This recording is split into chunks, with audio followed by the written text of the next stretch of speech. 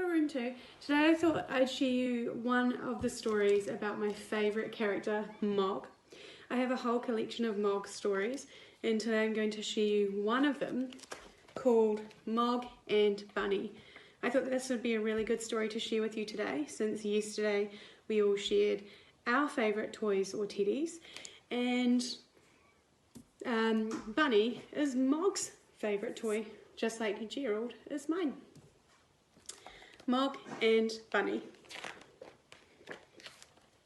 One day, Mog got a present. "Here you are, Mog," said Nicky. "This is for you. It's called Bunny." Mog liked Bunny. She carried him about.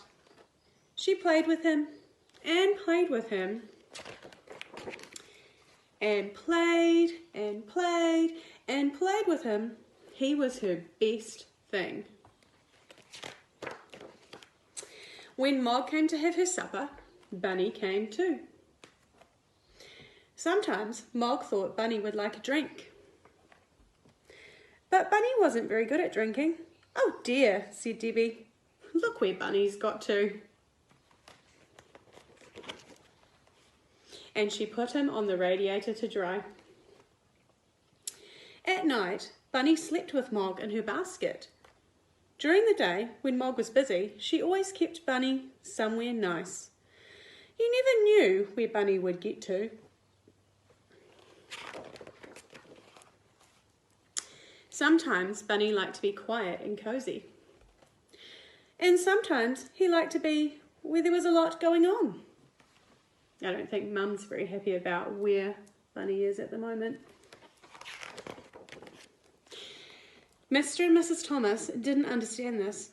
They didn't say, "Look where Bunny's got to." They shouted, "Yuck!"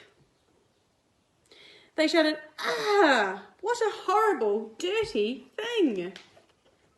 And they threatened to throw Bunny away in the dustbin. One day, Mr. Thomas said, "Let's have supper in the garden." Everyone helped to carry things out of the house. It was a lovely supper. But suddenly,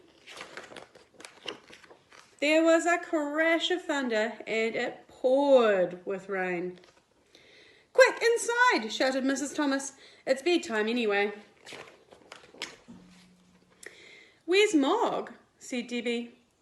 "I expect she's keeping dry under a bush," said Mrs. Thomas. "She'll come in later." In the middle of the night, Debbie and Nicky woke up. Mog hadn't come in, and it was still pouring with rain. "Let's go and find her," said Debbie. It was very dark in the garden. They shouted, "Mog, where are you, Mog?" But nothing happened. Then they heard a meow. "There she is," shouted Nicky. "Come on, Mog, come inside." But Mog just went on sitting in the rain. It was dripping off her nose. "What's the matter, Mog?" said Debbie. Then she said, "Oh dear, look where Bunny's got to." It looks like Bunny's stuck. Nicky picked Bunny up and showed him to Mog. "It's all right, Mog," he said. "We've set Bunny free. You can come inside now." Then they carried Bunny through the dark garden and through the house, and they put him on the radiator to dry. Then they all had a big sleep.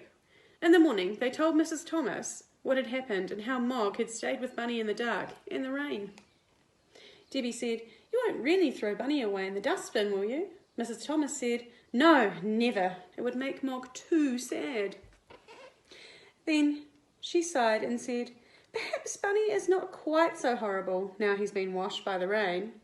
They all looked on the radiator. But this is where Bunny had got to. I hope you liked the story as much as Gerald and I did. See you next time.